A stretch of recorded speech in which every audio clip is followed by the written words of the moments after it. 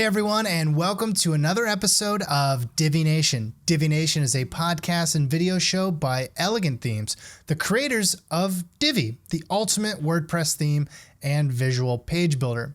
The goal of Divi Nation is really simple. We want to provide you with the knowledge, insights, and supportive community that you need to be successful with WordPress and Divi. I'm your host, Nathan B. Weller, and as your host, it's my job to facilitate that success by having various guests from the Divi and wider WordPress community onto the show to share their stories and experiences with you.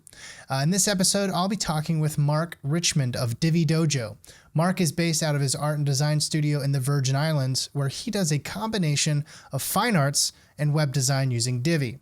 When I caught up with Mark recently via Skype, we had a great chat where he shared his WordPress story, how he got involved with Divi and the Divi community, and he also shared some lessons that he's learned along the way, which I really enjoyed, and I hope you will too. Here's our conversation. Mark, welcome to Divi Nation. Hi, Nathan. Thank you. Glad to be here. Well, it's certainly nice to have you.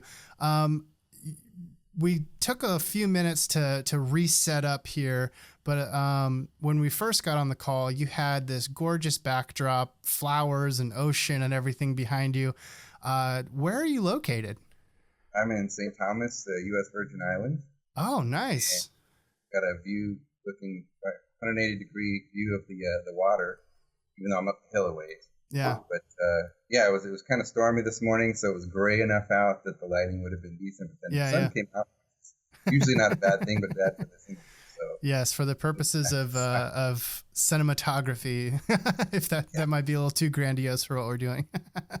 But so that's awesome. Have you lived there long, or is this something new development?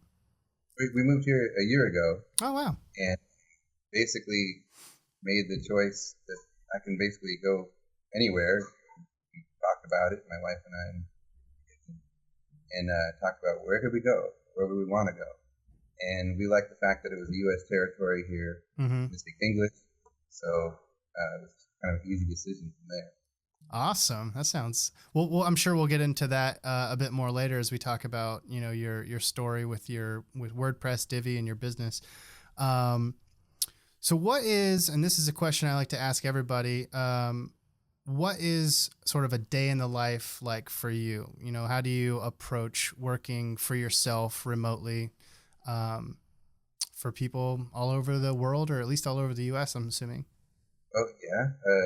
Basically a day in the life. We get up. The first thing we're greeted by our youngest son, 3-year-old Zane, carrying an iPad, looking as if he's got the morning agenda ready for mommy, but really he just wants to watch YouTube. So that's how it gets started. He wakes up the earliest. He's, no matter how late he goes to bed, he's up at that's funny. 6:30, let's say. And we don't really have to get up that early because we don't typically have anywhere to go other than. But so that's the way the day starts, and then get Xavier to school. Our other firstborn son is 5. Get him ready for school, and then I kind of take my time in the morning. Most of my clients either starting on the East Coast, whether it's New York or even Ohio. So my day kind of stretches all the way through the West Coast, which I'm 4 hours away from the West Coast. But I've got clients in LA and different parts. And they like to start messaging me at 3:30 their time, which is 7:30 our time. Yeah. So I kind of delay my mornings as much as possible to prepare for later on in the day. Yeah, totally. And so that's kind of how the day goes. I spread it out. I take breaks in between. And then I like to personally work into the night after the kids have gone to bed. Mm-hmm. It's just a lot more easy to think and do my work that way. That's been a common occurrence with our guests who have kids, especially young kids. They're like, can't really do this with them running around. So we do early morning work, we do late night work, but we figure it out. And it's cool being flexible because, our line of work definitely lends itself to, I guess maybe integrating into life a little bit better than the average job, which is cool. And working from home helps that too. You don't have to sit in traffic or get anything. So let's take a step back and get some context on, where you're at now and how you got there. So we like to talk about this thing called the WordPress story, and specifically having people tell us how it is they got into WordPress in the beginning, how they got into web design development. Can you tell us a bit about your WordPress story? Yeah, basically, before WordPress, I was heavy into web development dating back to the mid 90s and dial up, very basic stuff. And even back then, this does lead to you guys in WordPress, where even back then I was using a program called Front Page. Oh, yeah, yeah. Very familiar, yeah. Very graphically based. It's pre-coded. It's horrible code when you look at it. And so the developers I was working with are just like, what is going on? They want to rattle away on Notepad and make a website, and I'm like, no, we need these graphics because we don't need a blue bar. And So I learned from very, very early on, between Photoshop and Illustrator in their very infant stages. And, that led out from the 90s to about the mid 2000s. I was constantly in web development, a little bit of video gaming, and a couple other things, but majority web development. I ran some departments, worked big corporations, worked for myself. Finally, towards the late mid 2000s, I decided to quit my corporate job after 7 years and become a full-time artist. And at the same time, I had a large team of developers. I would kind of manage the whole design aspect, but I wasn't really coding myself. And at that time, I was using Dreamweaver, which got very coder friendly, not so much, it's making the designs for you. So when you say you were quitting to become a full-time artist, what kind of art were you doing specifically? Well, I paint acrylics and in a kind of a Japanese tattoo style. And those two things, graphic design and fine art, is what I studied all the way back in college. Yeah. And I need that through today. But basically, I was getting... No, go. Yeah, I was just going to ask, has that crossed over much with your web design? Do you find that those two things are really intertwined?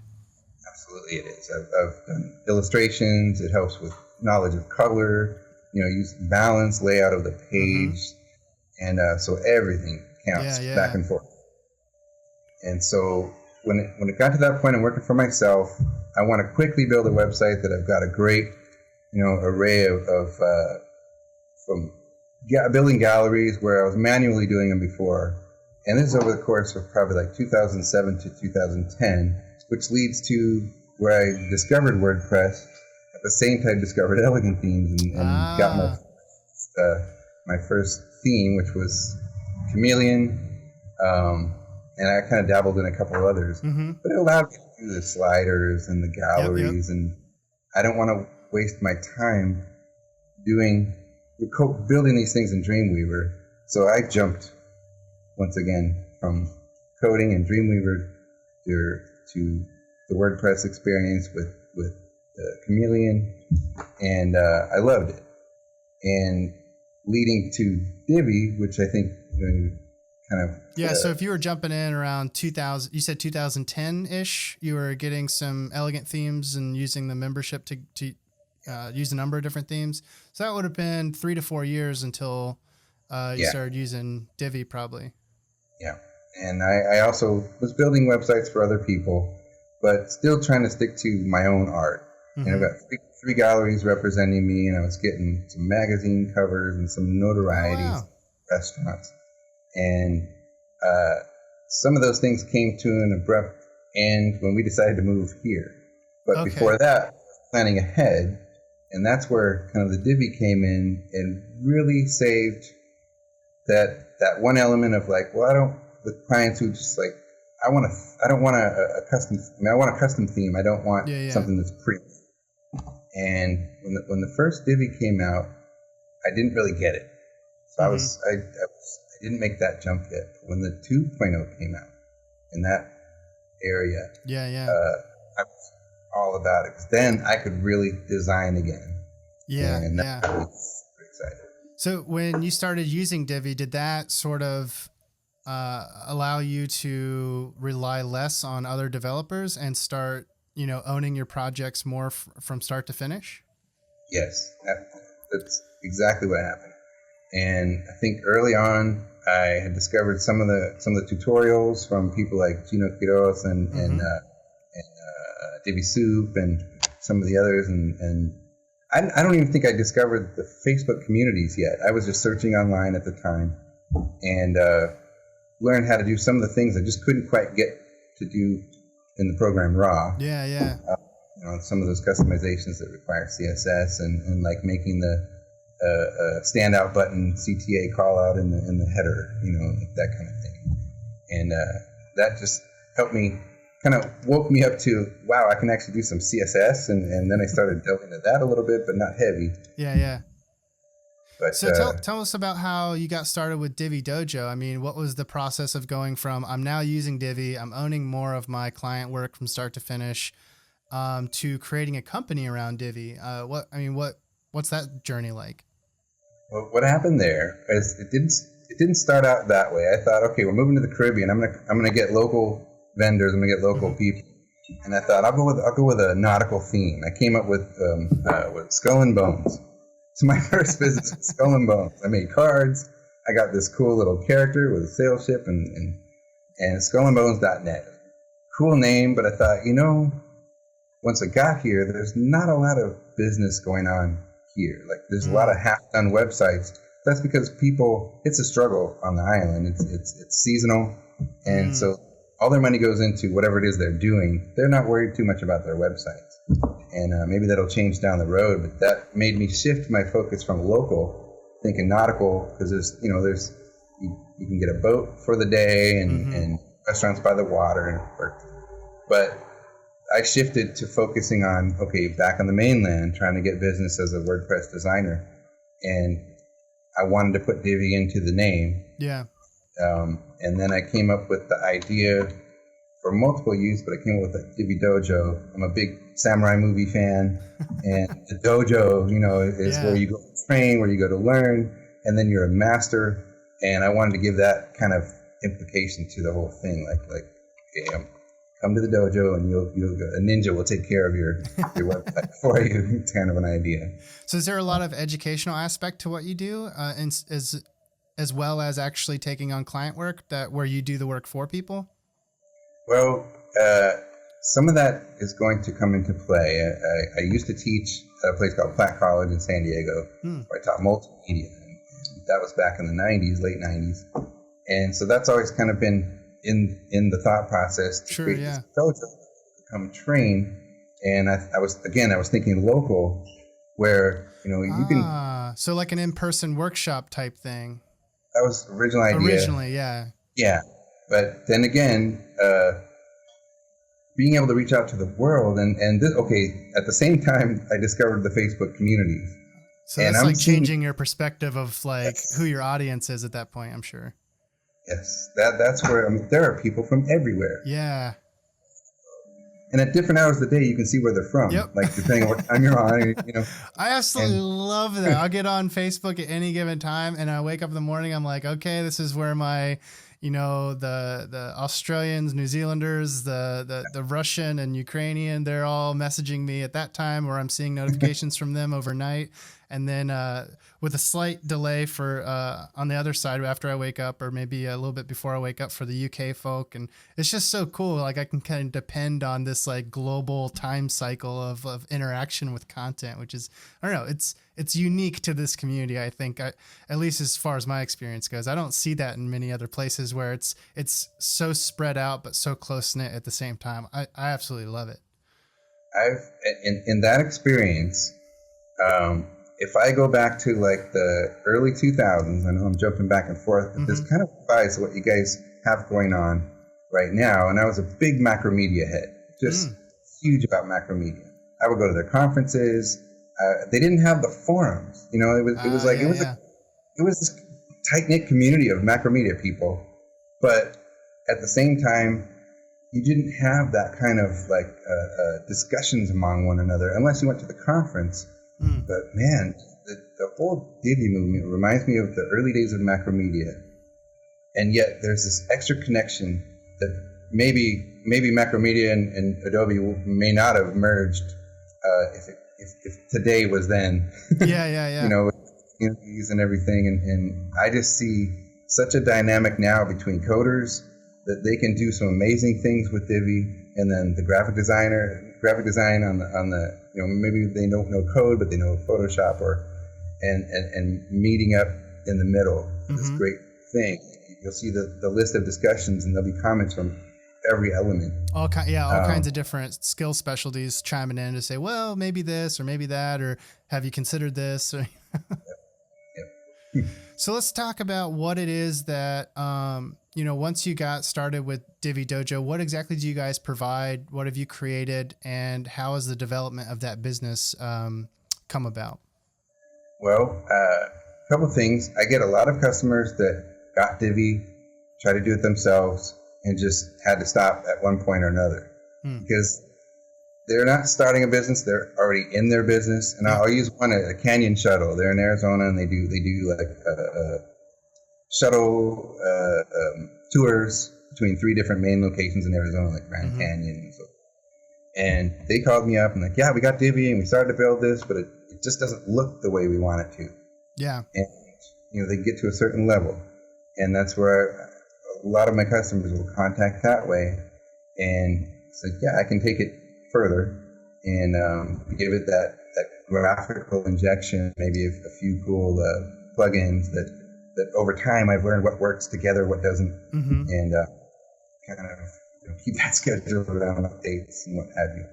But that's where the Divi Dojo idea kind of kicked in when I had that customer request. They wanted their vehicles on the highway in a slider, full width, but they didn't have their vehicles ready yet. And they said, okay, well, you can go here's a picture of the vehicle, but can you cut it out, put it into the road, and put our graphics on it, and make it look real? Yeah. And I can do that, but I've been doing this for 20 years, and it takes a while. You got to find the right angle, the right coloring, and the road way. But I pulled it off, and I combined that with a Divi suit, Ken Burns effect, and you get cool. And so I found like, okay, there was a combination thing I put together that if I didn't understand the Photoshop aspect to building that when the client's asking for that, I thought, well, I could probably teach this kind of thing. Like one, not only not taking the how-to from the Divi suit, but what do you do once you have that? Because if you just have a general graphic, or if you had a customer say, oh, I want you to cut this out and put it in, you don't know how to do that well enough. Yeah. And I started to see more and more people kind of asking for that type of help. And I saw that was kind of one aspect that I can help on that end is, got an Illustrator part, but the Photoshop part. Yeah. There's a lot of elements to that program that can enhance the look even more so. Yeah, I don't know if you saw in our Divi 100 series, we actually did a couple posts where it was like, different things you can do preparing your image assets before you even start using Divi to get more out of Divi, and like kind of thinking of image asset preparation in terms of what's possible in Divi. So like you're planning for Divi functionality while you're, creating your assets for it, which I think is a step that a lot of people who maybe have never created websites the old way, where you had to do that anyway. You had to like think of things that you wanted to do and create like transparent backgrounds and things like that. That's, that's old school. That's, common knowledge amongst people who have been designing websites for a long time. But for folks who want to use something that's more or less just plug and play, they are probably not even thinking about the fact that just a little bit of time and effort before you put your assets into Divi, you'll get a lot more visual effect out of it. Yes, the one Divi 100 that comes to mind is did a parallax one. I don't know which number it was, but it was a parallax one. How to prepare the one that's cut out with the transparent background, and then the background that goes with it, and how they can work together. Yeah, that's the one I'm talking about. It's a 5 stage like asset preparation thing, and I think the example you're talking about is the salad, where there's like veggies in the air, and as it some of the things looks like they're moving past the other elements in the background. Yeah, I love that stuff, and it's really, once you know how to do it, it's really empowering because you can start to see all the different applications in other areas that you might be like, oh, I could combine this effect with that thing or whatever. So have you found that a lot of clients are requesting like almost educational services from you where you're like coaching or training? Well, I'm going to lean more towards advertising that. And I got inspired watching, oh gosh, who was it? I think Terry Hale. And he was talking about his plugins he was working on, trying to come up with something that's reoccurring on the produce it once and put it out there for the public to. Yeah. And I was kind of inspired by that in the realm of, I could probably at this stage do a lot of good for people, putting some larger overall encompassing project tutorials. Like if you were to take it from start to finish, not just a piece, but let's say if you took one plugin, maybe how to use the plugin, but also how to prepare some really cool graphics to go with that. Yep. But pairing it up with colors and themes, and I think there's I see a lot of new people asking for what can I do with this? How can I make it look better? And looking for a theme automatically instead of trying to make it yourself. And even though there's good in both, but if you don't always want to pick out a custom theme for your client, and you're having trouble finding one that suits that business, you can make it yourself. And I think Absolutely. I can show you how to do that. I think it would be cool. Yeah, that's sort of what I've been hoping to accomplish with our concept of like little mini series on the blog. But even that is not quite in depth enough. Like what you're talking about, and I think what a lot of people would find super useful are actual like full on courses where you take a given project, like setting up a custom branded e-commerce website or setting up a unique membership website, and you don't just have like, here's how to install this plugin and like the few settings that you need to configure to make it work. It's much more in depth. It's like, here's the final result you're going for, and every aspect of it is working in a branded, consistent way. Like there's a lot of things that go into getting that you can't cover in, 1 to 5 tutorials. It would have to be a pretty in-depth thing, and you have to have a lot of things working together. So font usage, icon usage. Yep. How does it come together? Is it user flow, yes. onboarding and user experience and mapping, okay, so if they click here, oh, that goes to this page. I'm going to need a redirect from that. You really get into a lot of those types of small but very important details in your average like tutorial, because it's, too focused on one bigger element in a general way. Yep. Absolutely. So that's really cool. And hopefully, when we do eventually launch our marketplace, Divi Dojo will be able to be a brand of educational resources that's represented there. That'd be very cool. Pretty awesome. So what have you found, growth wise or concentration wise has been like, what has become like the heart of your business? What are you focused on? I guess what's your bread and butter is what I'm really getting at. And what have you found that works really well for you, and how is that helping you to grow? I started out doing mom and pop type size sites. Mm-hmm. And then I started growing. When you're kind of getting started, which is what I did, you have to have some samples to show, and sure. People want to see what you've done to get their business. So as I got the little by little sites done, then I started getting bigger sites, asking for development and design. And one particular site is a LA Laser Center, it's like a skincare products, but then also they have 20 locations. So it was like building this site that had 20 separate menus, 20 separate locations. They all kind of have their own look, mm-hmm. but then there's the all-encompassing site, and then they have a store that sells products and that type of thing. And that kind of opened the door to other sites similar to that, mm-hmm. And college sites, educational sites. So all those type of things started to come into play over the course of a few years. There's a lot of demand out there I'm seeing. It's just a matter of tapping into that, but then also showing samples of you can do that. What made you decide to focus on those like mom and pop sites, and how did you target finding those customers? In that case, I started out with going on Indeed and some of the other freelancer sites, and that was a whole new dynamic for me, where I'm coming from my own world, working with local and no longer relying on local. Mm-hmm. Going on those sites, then you're competing with India, you're competing with China, you're competing with just about anywhere else. Yeah. Some low prices. So it kind of changed your mindset that I got to go cheaper, when that's really not the case. And again, I can't just walk out the door and find 30 or 40 businesses locally in my situation. Yeah. But in that case, I ended up applying for a company that did WordPress, custom WordPress sites, and then you sign the NDA to them. They send you the work for a little bit of pay, and we didn't get along very well after the owners of these sites were asking for more and more stuff, but the price wasn't changing on the back end of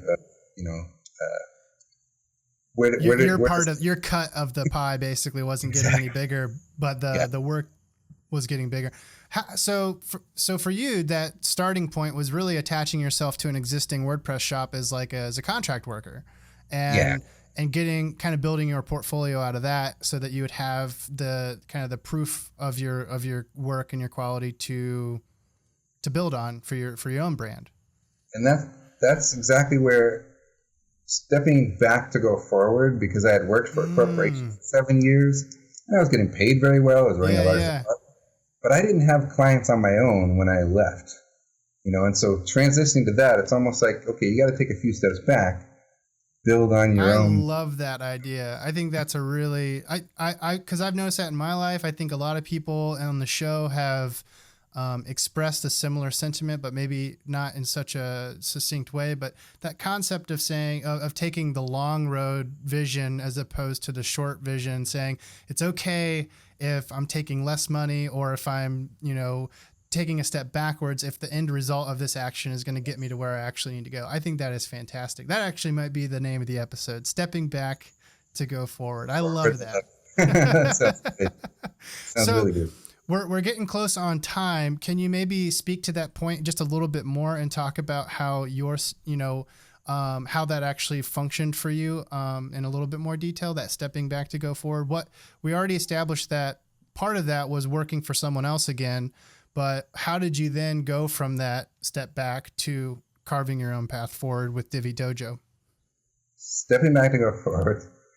Basically, the one part I had in my court was years and years of experience. So I'm not fresh out of school, and I don't know how to do this, or I don't know how to do that. And I started building my own sample sites, a whole bunch of them. And that was one of the step backs too, is I designed my own site, but then I made a restaurant site that was nothing, but you could order online with it, with the tools I found. And so different things like that. I made different sites shooting for what I'm after out in the public. And so it was a combination of the Indeed people hiring you to do the little sites, trying to find local, which I did. I mean, there are some local sites, like the chiropractic center here and a couple other. But then the overall goal, after making those demo sites, because that's all the client, keeping the client in mind is another aspect that's really important that I've learned over the years is you don't need to do too much beyond what they would want. Sure. What's effective for them and their business, and understanding that, and there's marketing in it.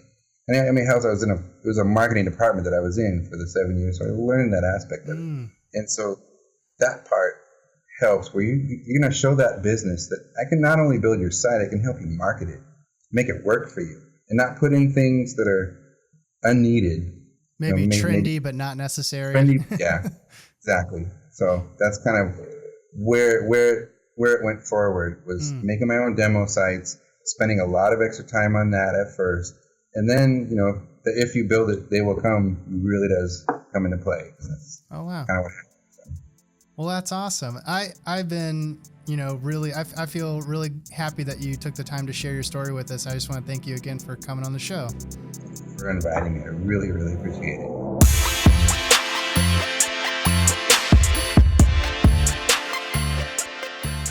Well, that's all for this episode of Divi Nation. As always, just want to give another big thank you to our guest, Mark Richmond, for coming on the show.